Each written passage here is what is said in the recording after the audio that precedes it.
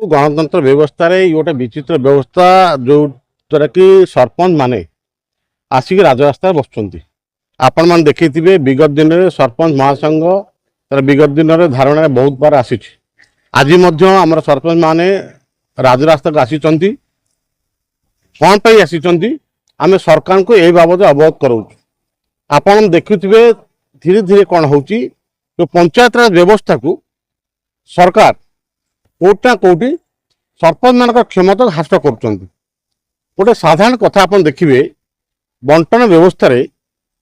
जितेबाला कि जड़े जोगाण सहायक जे कि पंचायत रु दरमा नहीं रही थाए सी अथच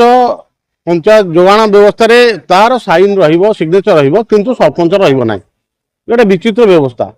आपन देखुए गत थरक आम यही जो काउंटर साइन रही है विडीओ प्रतिवाद करूँ जहाँ सरकार विगत सरकार से काउंटर साइन को हटाई एवं विभिन्न समय आम पंचायत व्यवस्था ग्राम सभा और पुलिस सभा एक मुख्य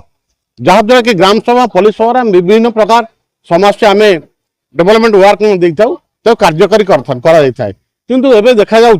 ग्राम सभा पुलिस सभा कौन महत्व ना प्रकृत में जदि आप विकास कथा कहते विकास पल्ली विकास है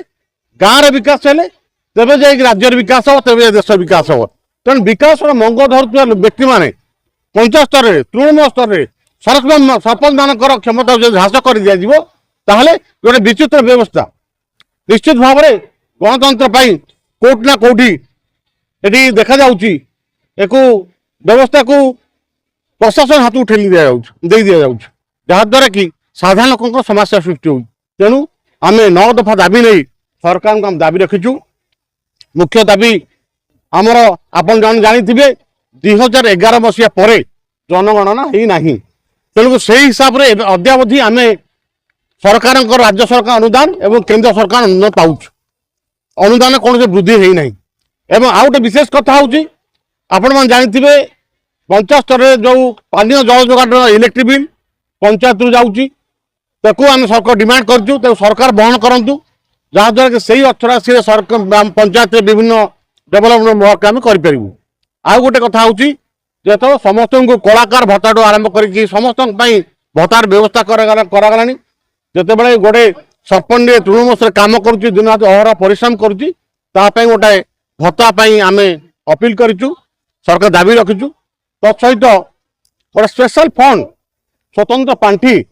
आमको पंचायत को दवाई आम दाबी रखीचु यही भाव में आम 9टी दाबी उपस्थापन सरकार करूँ आम आशा करूँ निश्चित भाव में सरकार एक विचार ने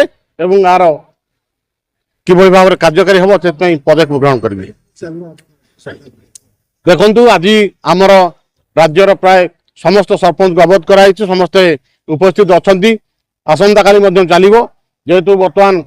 विधानसभा चली निश्चित भाव में आम चाहबू समस्त सरपंच मान आमर एकत्रित होती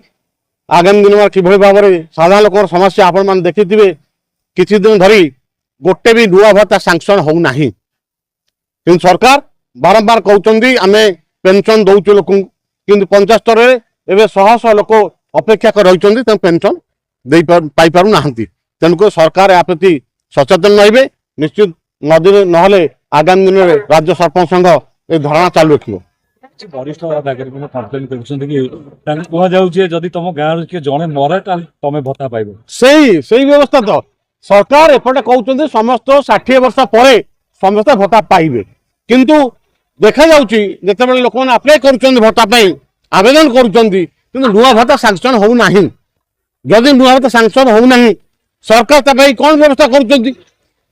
गोटे लोक 60 वर्ष है से केते दिन अपेक्षा कर रही भत्ता पाइबा तेणुक तुरंत